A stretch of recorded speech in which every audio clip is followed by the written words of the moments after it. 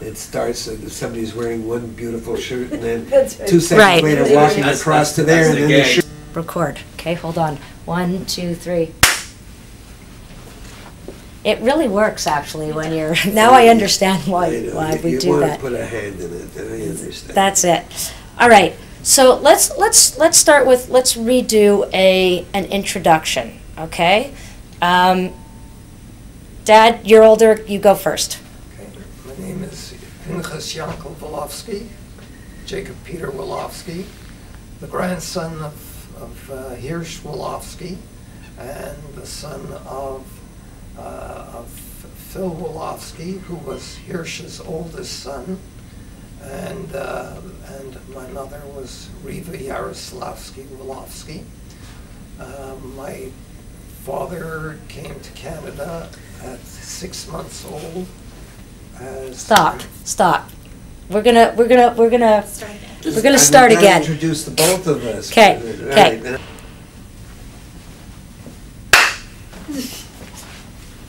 Go. My name is Pinchas Yankel Wolofsky, Jacob Peter Wolofsky. Start over. In a stentorial voice. My name is Pinchas Yankel Wolofsky, Jacob Peter Wolofsky, the grandson of Hirsch Wolofsky. I was born in Montreal at 4163 Esplanade, March 25th, 1931. And my name is Yudel and Wolofsky, or Judah Lion, but known as Yudi or Yudel to everyone that talks to me in Yiddish. I am the youngest of the three of us. I was born on April 6th, 1935, in the Jewish General Hospital. I wasn't born in the house we lived in, and but I was brought there, I think, when I was 8 days old. And we had an older sister, Goldie, who was born on June the 6th, 1928. She was the eldest of us all, and unfortunately she died a couple of years ago. And that was our family. I had the same mother, same father, and we all lived together until Goldie decided to get married. Can you tell me who Hirsch Wolofsky was? Hirsch Wolofsky, our grandfather, was the founder, editor-in-chief, and publisher of the first Yiddish daily newspaper in Montreal, in Canada. It was known as the Keneder Adler, which is the Canadian Eagle, or the Jewish Daily Eagle.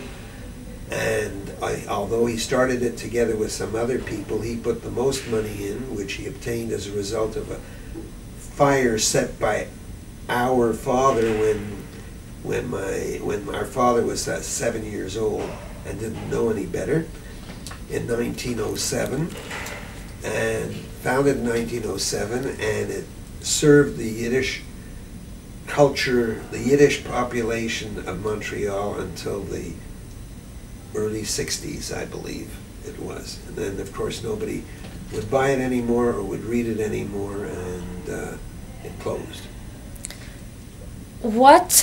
He, of course, did many, many other things. He was a leader in the Yiddish community, Jewish community, in the 10s, 20s, and 30s, and 40s, being involved in the founding of very many organizations today that are standard, that didn't exist at that time, and supporting them both through the newspaper and as a result of people who always came to see him and asked him to be part of the various different organizations, cultural, educational, etc. What do you remember about his involvement in the various institutions that he helped found? What stories circulated around the house? How was it portrayed to you guys as grandchildren? I have to say that by the time I was old enough really to know him, he was already sick, and I would only visit him every Saturday. a Saturday afternoon, we would take the streetcar. My mother would take me with the streetcar to his house, his apartment. He lived in Bernard on an apartment building. And I would spend most of my time with there was no children activities in the house, so all I would do was wander around or read some books or try to read some books or do silly things. I don't know what I did, but so I didn't get to know him very well while he was ambulatory, or mostly ambulatory, and while he did these various things. And he died when I was 14. So he died in 1949. I'm sorry, I was 14, that's right. And so I didn't really participate. Most of those organizations had been established. I think my brother, who was 4 years older than me, probably dabbled a little bit in it. And he'd be better. All I can do is tell tales of what was told to me, but what I didn't actually experience. And I think probably my brother sitting beside me, Jack Yankel, could explain better those that he got involved in. I know the ones that touched the legal profession a bit, such as the problem with the Jewish school board, which was an entire event which occurred in the early 30s, where the Jewish people were having problems. The Catholic school board would have nothing to do with the Jews. They weren't permitted to go to Catholic school board. Eventually, the Protestant school board, there were only two, the Protestant and the Catholic, at first gave problems to having Jewish students. They would never allow Jewish teachers. And so the Jewish groups, of which my grandfather was one of the main people, decided they would try and form and create a Jewish school board, which was opposed as it would be unconstitutional in virtue of what was then known as the British North America Act and is now known as the Constitution. And an action was taken, and it went all the way to the Privy Council in London, as it used to in those days, and they couldn't form a school board as such, but the Protestant school board agreed to allow the Jewish children to attend Protestant schools. And then there were problems about the teachings, the religious teachings, and they were eventually taken care of, although there were difficulties all the way through. So that I can remember, and I know, I don't remember, but I know he was deeply involved in, and he was one of the strong supporters of a Jewish school board, which just couldn't be because our lords, the lords of Do you know what council said no. Can you describe any specific details of how he got involved? Because he was always very active in the Jewish community, and there were children, and there were, they were having the problems of where to go to school and what type of education they were getting.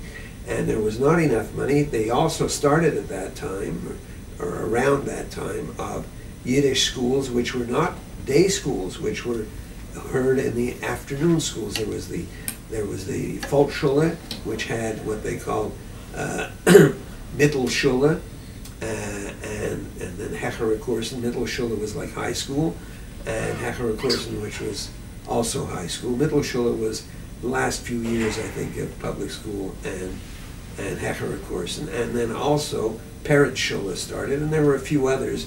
At that time there was something called the Morris Wachewski, because it was communist schools. There were all kinds of little schools that started up a little later.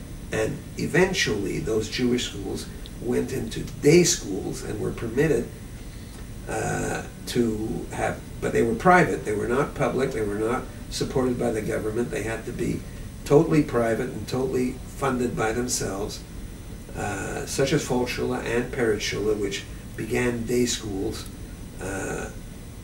By coincidence, I was in, they were down in the plateau area, right down in St. Lawrence and St. Irwin. One Volksschule was on St. Irwin Street near Duluth, near Pine Avenue.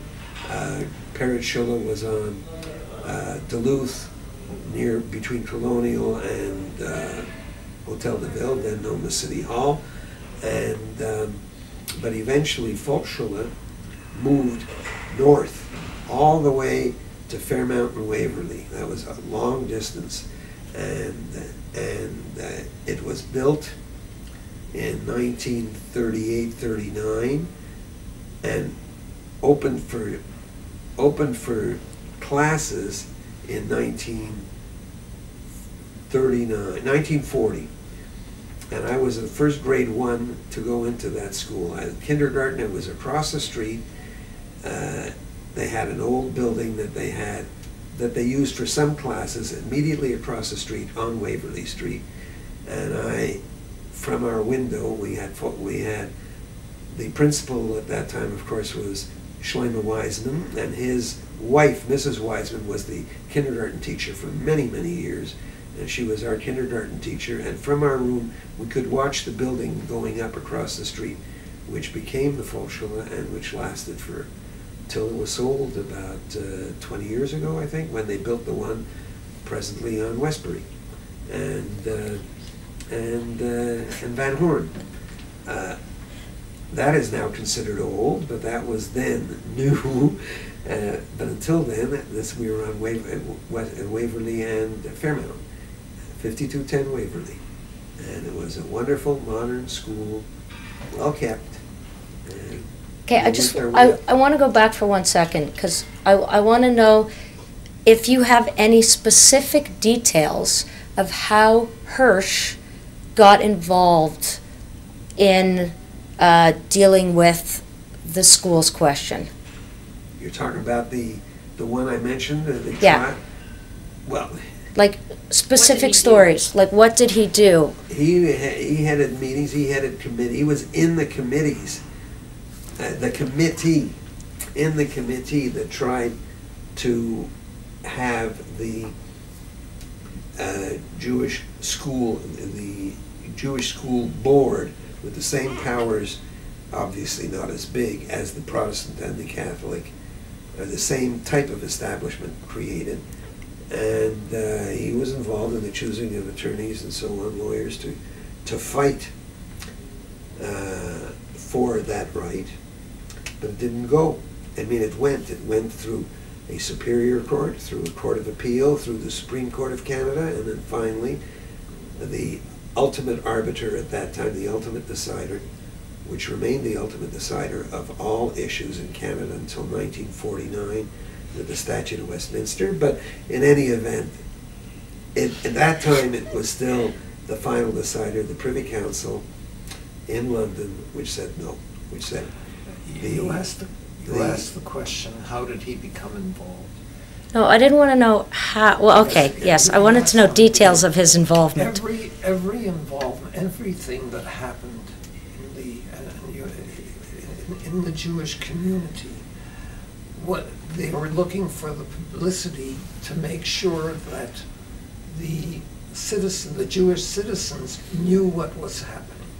So anything that was going to be in any way reflecting what was going to happen in that wanted the publicity and came to my grandfather. They came to the Keneder Adler, and they had their meetings upstairs on that balcony, that mezzanine. And so even when there was a strike of students in Aberdeen School, the first person they came to for advice, how do we stop this strike that's going on here? And the Jewish kids don't want to go to the school. He got into his car, drove down there. He drove a car, one of the first cars in the city.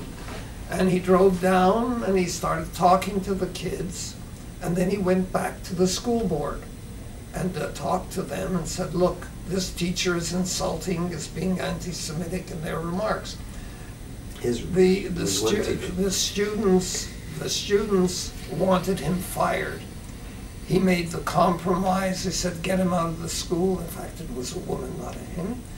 Get her out of the school, transfer her out. And then he went back to the students who were on strike and convinced them that it won't happen again, that this teacher is being transferred out. So anything that happened in the community he became involved in.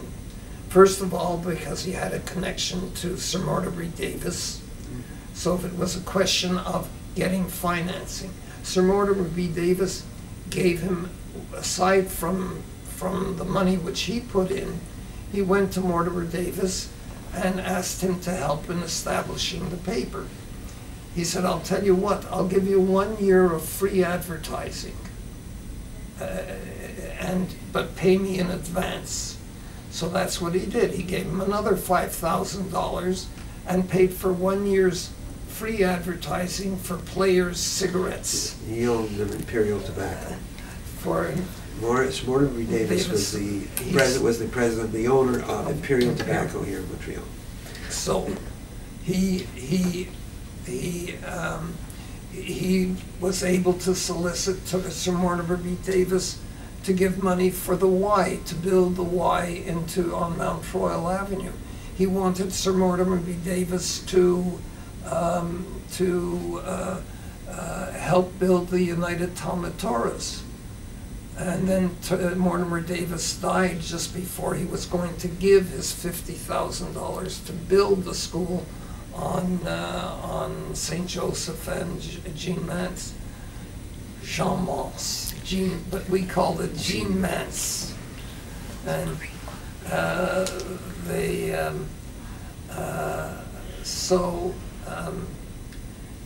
he had a certain power which went beyond his own personal finances. He had that power of the press. It's being played out in London right now between the British politicians and Robert Murdoch. So the power of the press has a power, and because of that, he was searched out, and he played with it. He used it. He used it in being able to affect the changes which he felt were important for the community. He ignored his family. He did not give the family the attention that they needed. He was a very strict father, and not a good husband. So do you want to go into greater detail with those stories? Well, my grandmother, after it's okay. I'm sorry. I'll start that over again. So just you'll clip it and you'll start. Yeah. My grandmother, you'll clip that. Yeah. My grandmother was so upset that she took my father, my Uncle Dan, and my Aunt Sophie and went back to Poland back in 1919, before my Uncle Max was born. She took them back to Poland because he was ignoring her. He wasn't involved with her at all.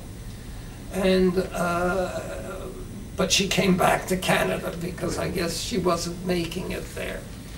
But he was upset, and in fact the story is that she wanted, in conformity with the lifestyle that he was setting out of meeting all these important people, she, the story I get from my mother and not from anyone else, she was spending his money. I mean, she was being extravagant in the things that she bought and buying beautiful china and beautiful things for the home. And he didn't want her spending the money that way. And from what I gather, he at one point published, not in the Keneder Adler, but in the English paper, that he was no longer responsible for the debts which she would incur. So tell us more about that. What exactly did he? That's the way I got it from my mother, and so I'm only repeating it. But my grandmother, that is, eventually, when the kids I mean, he had kids like just about every year. He was traveling. He had 8 children. 8, one died. And she had a couple of miscarriages. But he... What exactly was written in this article or ad, and where was it printed? Printed probably in the Montreal Star, or in the Herald. It might have been in the Herald. Or the Herald. We had we had many English language newspapers at that time. 3. We had the Gazette, which came out in the morning. We had the Herald, which came out at noon hour, and the Star, which came out in the evening. And the Herald and the Star were eventually both published by McConnell, who was also the owner of Lowney's Candies. Redpath Sugar. Redpath Sugar. Okay, can we just concentrate on this ad? The ad that he, yes, Yes. the ad. The ad, as far as I got from my mother, was published in the Montreal Star, just claiming that he was no longer responsible for any debts which Sarah Berkovich Wolofsky would incur. And because, as I said, he felt that she was spending too much. Do we have any proof of this? Like, God knows. The only thing we could do is go through the reels. God knows. God That knows. would be- I remember hearing that story years ago. Never a follow-up. what other She died, though, when we were very She young. died in 1939, 40. 40. She died in 1940. I was 5 years old, and you were 9 years old when she died. Were there, And she spent most of her life in Florida or in New York. She came here occasionally. Yeah, I occasionally became pregnant. That's a great clip. Yes, no, It's true. My mother claims that she brought up the 3 youngest kids, Auntie Miriam, Uncle Sholem, and Uncle Moshe, Yeah. who really, because she would disappear, go and stay with Uncle Max in New York, and go to Florida. Yeah. And and go to Saratoga. And Saratoga. And go to Saratoga, Forgot Saratoga. to gamble. Yeah, my grandmother was a gambler. This is in the 20s and 30s. Yeah. Okay, what are the memories? Okay, Uncle Yudi, can you Yeah. just I switch? can't. No? I'm sitting at this side of the... I know, Every time but- I sit comfortably, you say push. No, I can't because move anymore. no, I want no. Well, it's Your just face. that's No, I want you to straight, like not face to like- that way. Like, okay, but All right, is this better? oh, yes, that is better. Okay. All right. What memories do you guys have of spending time with your grandfather? I Um, explained Yeah, to you. okay. Yeah, So- I remember Sunday mornings as my time with my grandfather when my father was healthier and would take us Sunday morning to his house on Devar. And I remember the picture, which is now in the library here, That picture. hanging in the house on Devar on the wall. And I'd always say, was Zadie a general? Was Zadie a general? And my father would say, no, it was a picture, a special picture. And that picture was painted. It was ordered by Trossman, the same Trossman that I spoke about, the foreman of the office. It was ordered by him. No, foreman, not of the office, foreman of the printing plant. As I talked about.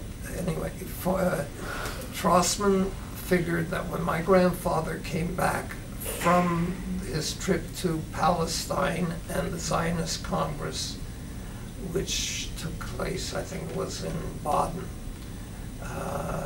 and after the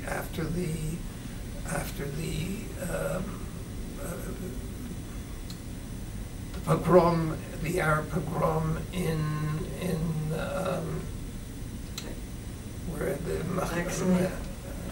Vaccination? No, in the city where the Machpelah is, the tomb in Hebron. After the riots in Hebron, my grandfather was there at the time, and he came back, and Trossman said, well, if he survived this, he's a general, and they made a welcome home party for him at the Eagle, and they had this painting displayed. And it was Trossman's idea, and he ordered it, and then. Okay, could you try this story again by any chance? Tell us where exactly your grandfather went and why. Try to. He, being a Zionist, went to the Zionist Congress and I think it was in Baden. And in fact, he, sort of representing Montreal Jewry, and took part in the debates. And they were at that time setting up the joint, which had to be the joint for all of the different political and religious. Not a joint in the sense of it was a joint in the sense, joint organization. Joint distribution. Distribution. And it was a very, very important to get funds out. And if I remember, there was this American marshal who was all for the joint, but didn't want Israel, didn't believe in the formation of a state of Israel. It wasn't called, they never had the word Israel then, they were calling it Palestine. Still, in Israel, in Jewish, it was called Eretz Yisrael. Eretz Yisrael. In English, it was Palestine. But when they referred to it in Yiddish or in Hebrew, it was always Eretz Yisrael.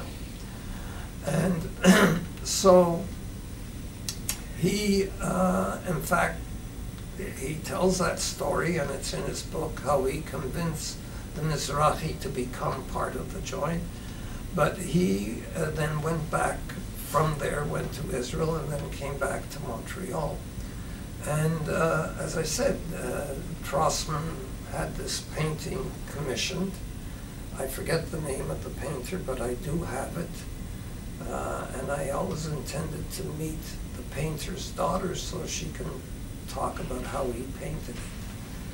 But I think he used a brush and some paints, I'm not too sure. But it's done on a piece of cardboard. The original painting, which is here, is done on cardboard. It's not done on canvas. It's Joseph Scher. Joseph Scher. And she's still alive. The daughter is still alive. Yes, the daughter is still alive. Yeah. There you go. She came and visited the painting. She was very excited. Is that right? Yeah. I should give her a picture of the painting. Well, when he moved from there to where I remember him most, on Bernard, that picture was the first thing you saw before you could get into his bedroom, where it took up the whole wall. Actually, that picture is a very bone in my throat, and the reason being that it was given by my Uncle Max when he was closing up the office and my Zeta's desk to Regenstreif. And Regenstreif, when he was closing up his house out in the eastern townships, instead of going to the family and saying, which of you want it, gave it to the library. You feel so terrible as a library? I'm very happy it's in the library. No, so we disagree. You can always get a copy. I did get a copy, but he couldn't copy it exact, so that bothers me. But Can I ask a question? yes. What other memories can you share with people about, because there are some very public things about Hirsch Wolofsky. Do you have any memories of being a grandchild with your grandfather? Not really. There was even the satyrs and Petrushka, who they have a picture of here, I can recall when they came over, they lived with my grandfather, but that was already 1940s when he was living on Bernard. And I can remember the Seders, which to me had no relationship to teaching your children, because it was completely, there was nothing for us in it. But he and Petrushka used to have these long discussions of what was there, written there. And we were left out. The only time I do remember having a discussion with him was on these Sunday mornings that I went with my father to his house on Devar.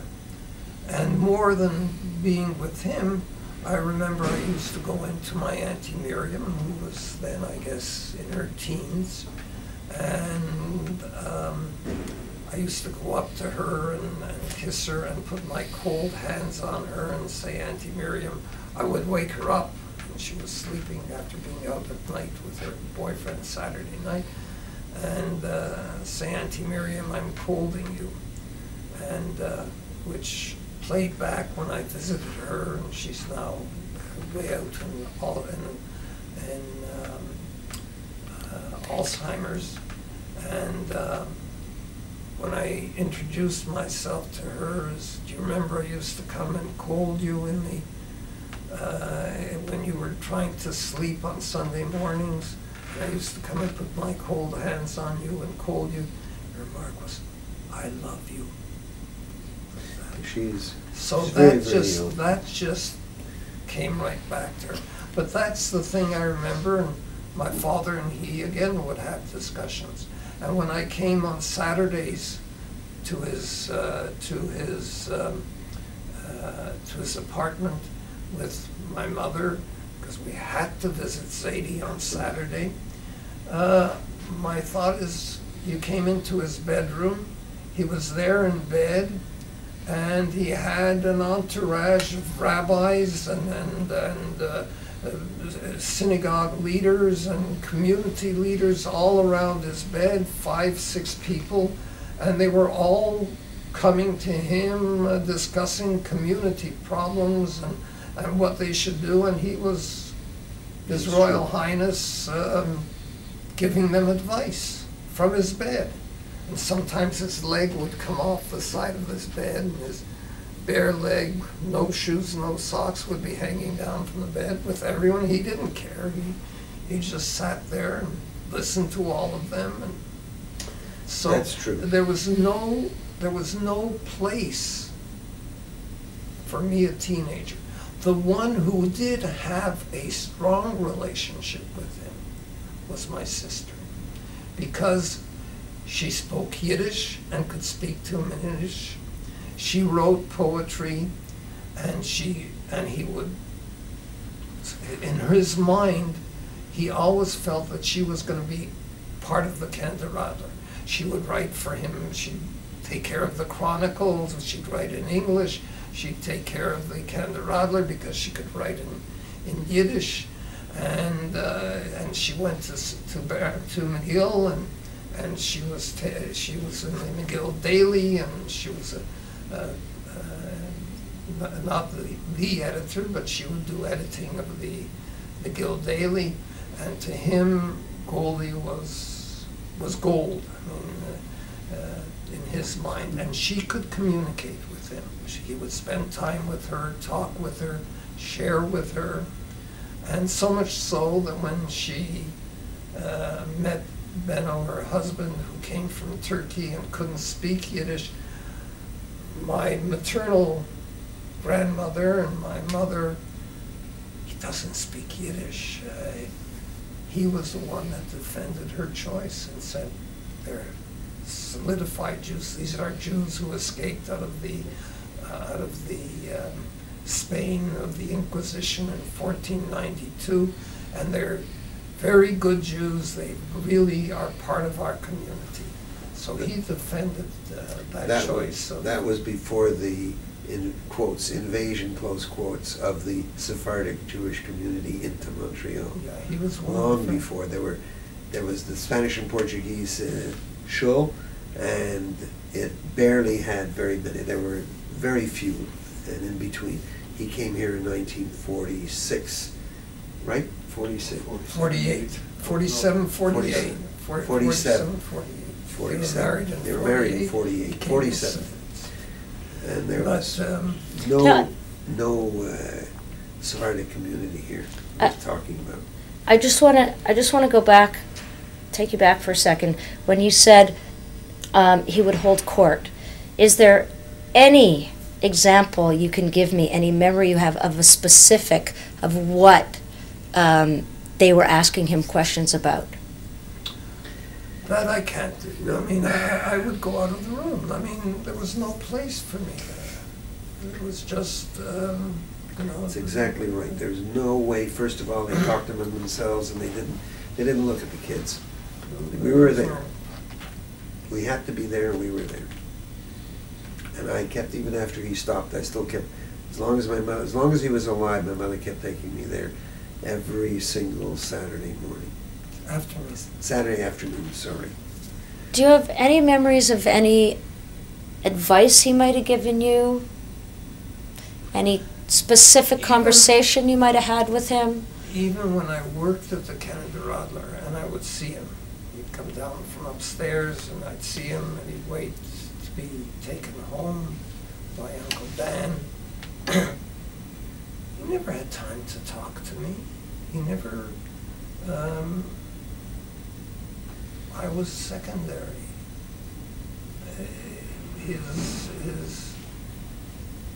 His mind, he didn't have that time for his own kids. So how could he have had time for his kids' kids? Well, that you can't say. Sometimes grandfathers have more time for their grandchildren than they have for their own kids. With my sister, he found the time.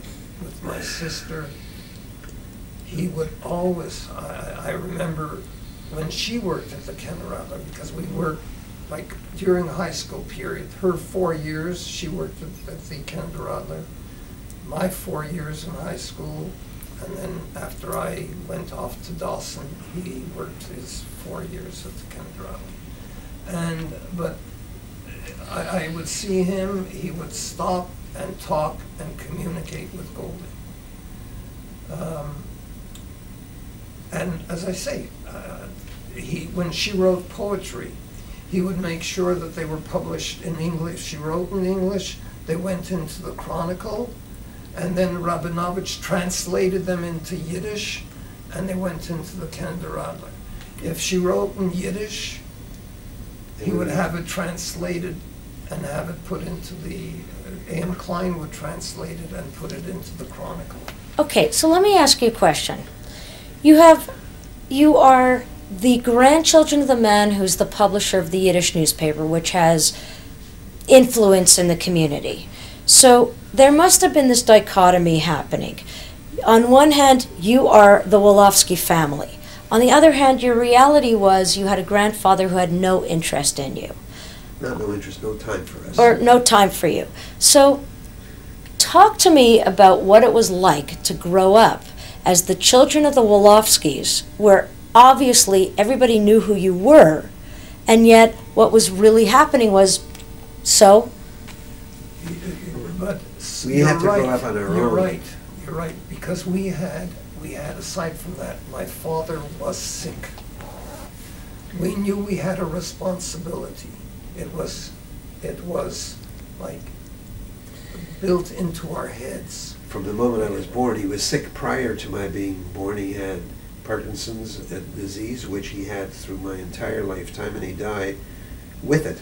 So he died when I was 12. But you see, I experienced our father.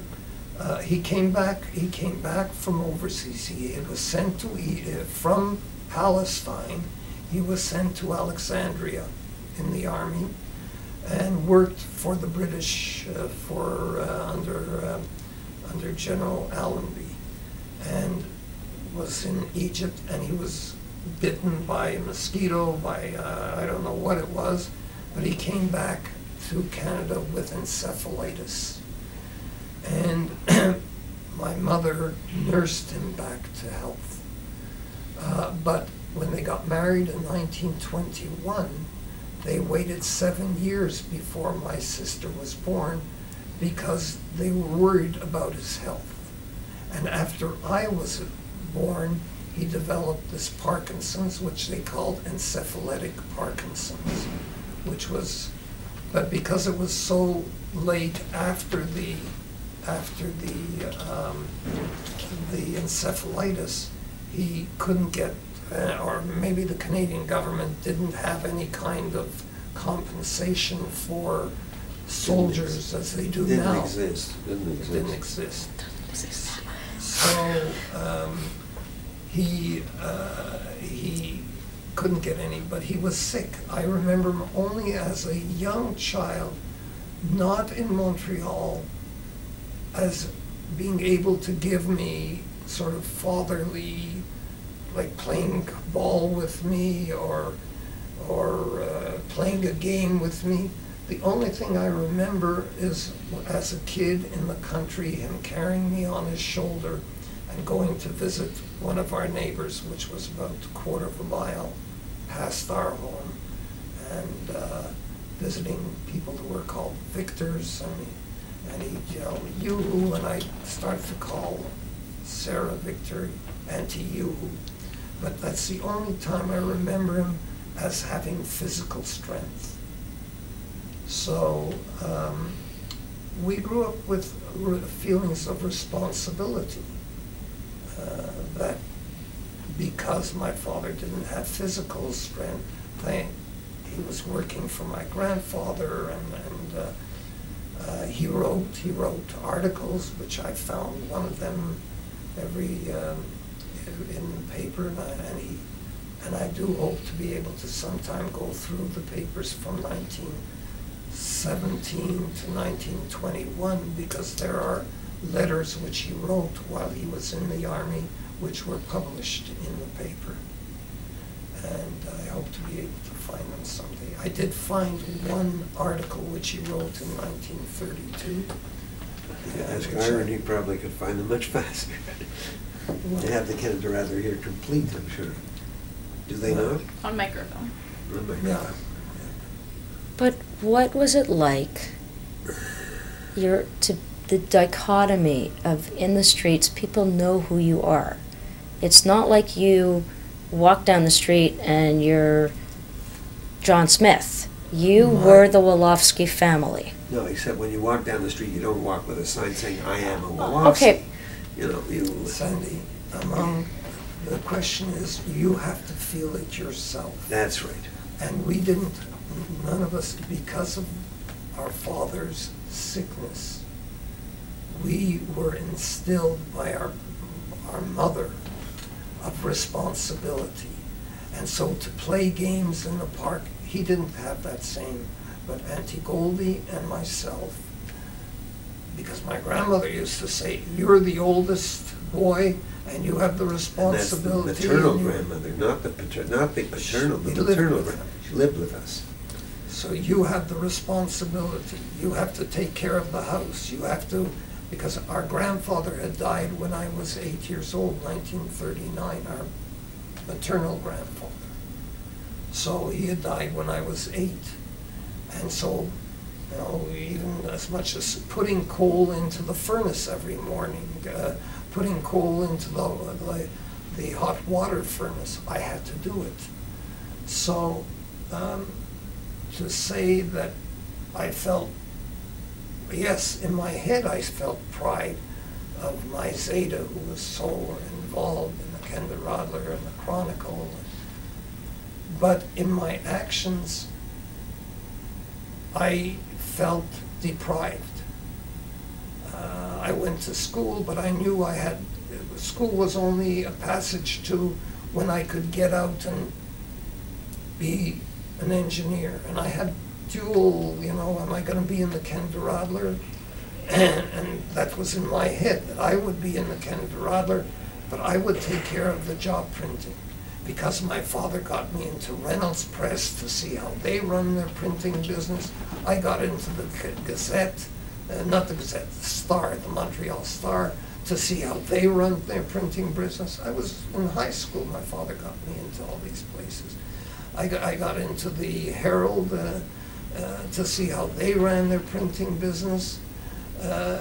You know, I'd seen how they make teleprint telephone books, how they print big little books. I don't know, nowadays you don't have these big little books.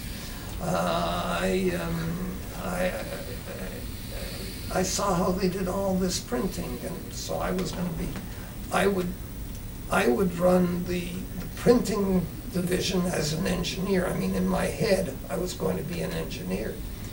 But Goldie would run the editorial part of the paper. So this was... I never had that at all. I came too late. I came 4 years later. You see, my father died, of course, when I was 12. I was just going into high school. Well, in 1946, I was just going into high school. Just starting it in September. He died in August, and in September I started at Barambing. So I never had either the father or the grandfather who lived for 2 more years, but he was, it was my mother and my grandmother that ran the house. They were the ones that did everything. And so I never had the, of course I knew who I was, and of course I was happy with who I was, and of course I worked in the Keneder Adler, and I was proud and happy and considered, and I loved the intellectual part of it more than the printing part of it. I'd go down and look and play around, but the editorial part and the creative part was the thing that really gave me the enthusiasm of being a Wolofsky. And when I became a lawyer, people would stop me or they'd meet me and they'd say, "Are you related to?" You know, you'd always get that, related to Hirsch Wolofsky. I was proud, but did he actually give me anything other than the name? He really didn't. Of course, people now, I understand, say about me what I was proud about then. My children say that they've learned, people mention, they want to know if they're related to me. That's, it shows my end is near, that's all. No, we had, when all this dream, of course, of mine came to an end when my father died and my Uncle Max came in to take my father's place. So it no longer, the paper was not something that I at that time, and I was 16 at the time, 47, I was 16. And so the paper no longer became mine, was no longer my responsibility, because Max came in, my father wasn't there anymore. So, of course, Max didn't have any sons, he only had 2 daughters, but still, he took control. I just want to know, because I know I'd like you to tell these guys, when you would walk in, how you were excited by the machines versus, like, your brother has just mentioned how he was excited by the intellect. It's really good for you. Just give a very... Well, the fact is that my maternal grandfather he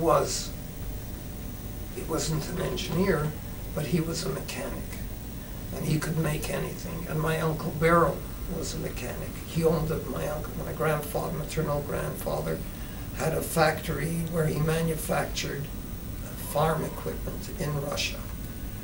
And so he had his own shop, and my Uncle Beryl on my maternal side, that's why we had this garage in the back of our house. He had a machine shop in the back of our house in the basement.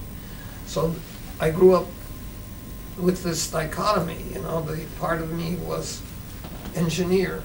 And I can tell you that in 1939, when they were building the Volksschule, I wanted to see how they were building it. I didn't like the way I saw the way. I'd watch the workers building the Mackenzie apartments right next door to us on Esplanade. And I'd walk walk from Esplanade and Rachel to Waverly and Fairmount to see how they were building the new Volksschule, you know, mixing concrete.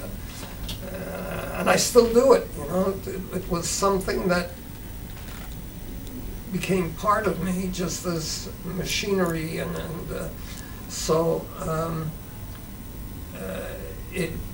so there was a dichotomy. There was, how do I put all this together? And so it was the Keneder Adler, but I would build up the printing department of the Keneder Adler, and it would be not only the paper, and I'd work with my sister Goldie, and she'd run the editorials, and together we would work together. I mean, this was, you know, childish. I thought you wanted to be the janitor. No, that's something different. That was even younger. That's my earlier memory.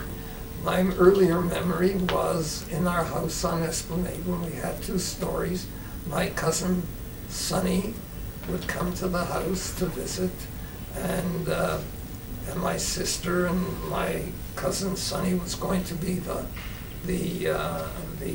doctor in the hospital, and we'd ride around on our little tricycles, you know, little tricycles. The house was big at that time, on the 2nd floor, and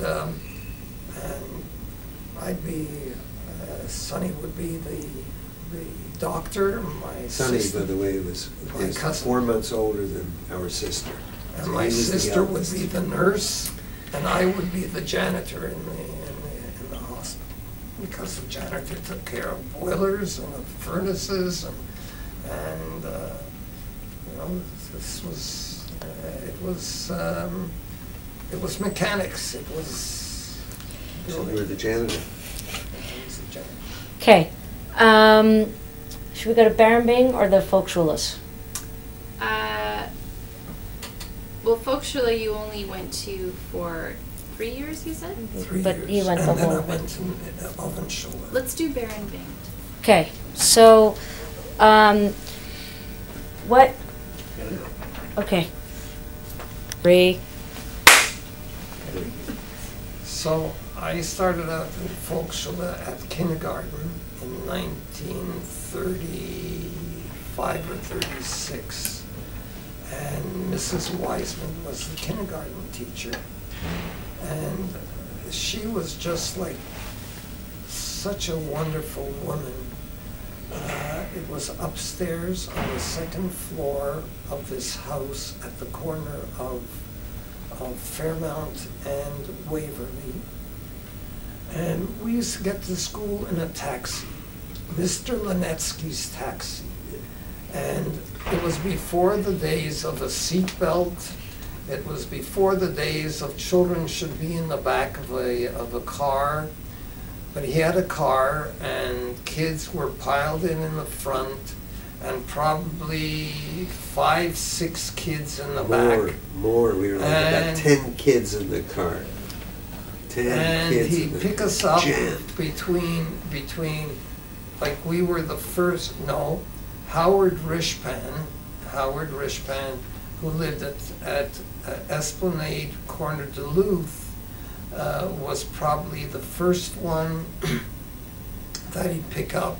And then he'd pick us up, and he'd pick up other people on Mount Royal and Esplanade, and he'd pick up on all the way going up, and we'd end up with this full car all packed in like sardines. By the way, just to remind everyone, Esplanade was a 2-way street at that time. There was no such thing as a 1-way street.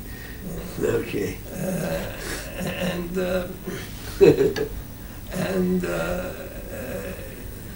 We all in this Tin Lizzie, because the car was 1930 Ford or 930 Chevrolet, I don't know.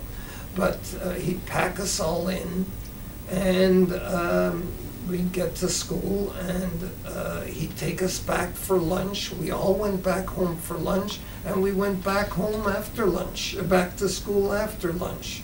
There was no such thing as bringing your lunch to school.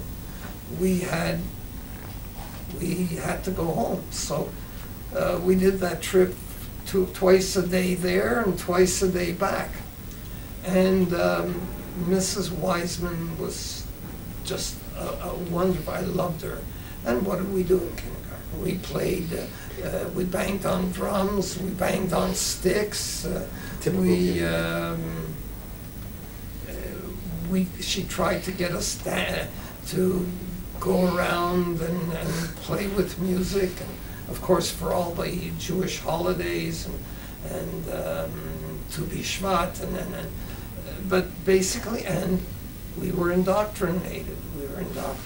This was labor Zionist.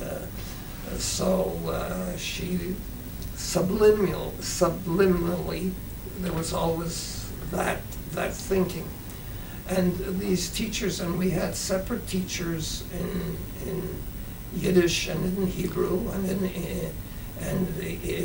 for all of the English subjects. I'm assuming that you spoke Yiddish in the home, and that this was the first time that you were being taught English? No, I spoke both languages at home. To my Baba and Zeta, I spoke Yiddish. To my parents, I spoke English. But when they didn't want us to understand, they spoke Russian. That's right. So, Okay, I've got 5 minutes, so let's go to Uncle Yodi. Just want to say one little story about Mr. Linetsky's taxi. I remember once we were both in the taxi, and some kid beat up on my brother, on Jack, and I was like a little teeny, I don't know how old I was, I beat up on him, and I wouldn't allow anyone to try to hurt my brother. And we came out of the taxi, and he was crying, and I was like ready with my fists, and the story, and you were very complimentary. I saved him, yeah. He made him blood. That's right, I made him blood. I forgot that. That's part of it. And I hit the other kid so hard, I made him blood. I came in to tell my mother our mother, that I made him blood because he started fighting with my big brother. I remember that story. And then we moved in, and we moved from that old house to the new building when it was ready, and I was in grade 1. And we were the last of the single grade, like we were the only grade 1. The grade 1 after us was already 2 classes, and then we were the only grade 1, grade 2, grade 3, all the way up to grade 7, and after us there were already 2 grade 1s, grade 2s, grade 3s, grade 4s, so we were the last one. And the teachers were terrific. I mean, each had their own idiosyncrasies. The janitor was the same janitor for I don't know how many years, big fat guy, and the place was well kept. I know that I was a little troublemaker most of the time. I went to the bathroom, climbed out on the windowsill, and everybody went looking for me, and nobody knew where I was. I was on the outside wall of the building, stuck up in the window there. Couldn't go down 2 floors and couldn't go in, and they had to save me. Now I remember, I think it was in grade 2 or something like that. But you know, things like that I can remember. But the teachers were all lovely. We had the Yiddish teacher, the Hebrew teacher, and we had more, and the English teacher, and of course we had Mr. Heitman, who taught us art. He was Shainblum. Heitman was different. Shainblum taught us art. He would spread out on the floors. We would make all kinds of gorgeous art things, spend days working on them. He really was a sweet, sweet, sweet guy. He was the equivalent of Mrs. Wiseman was in for kindergarten. He was the equivalent of that for art. And we worked our way through, and meanwhile the war was going on. And no, the war was going on, and the war finished in 45. And June 45, that's when we were in grade 5, grade 6, the war was over, and they still didn't know about the Holocaust, but it began to come out, and grade 7 was when it really hit. and we had Miss Schechter was our teacher, and we had to make a play about I'll never forget it, the play that we put on about the Warsaw Ghetto and the Battle of the Warsaw Ghetto, on the news that we had just really begun to learn. And we put on a play of the Warsaw Ghetto with kids who were 12 years old, they're 11, 12 years old. You know, like, we still couldn't really absorb and couldn't really believe what we were learning. And the first thing we had to do, and the place was packed. We were grade 7 putting on a short play about the Warsaw Ghetto and the starving and the taking away to be killed and the people dying on the streets. In grade 7, I'll never forget it, because this is what we learned. And she was trying to teach us how to act and how to play on that. There's certain things that you never forget, and I'll never forget that. What year was that? 47 was the, 46, 47, we put on the play, I suppose sometime in March or April of 47, which was really when it began to, I mean, everybody began learning in 45 about the concentration camps and about the killing, but the effect of it took a while until it was absorbed, because who could believe all of that? It was much too much to believe. And children, 10, 11, 12, to hear that.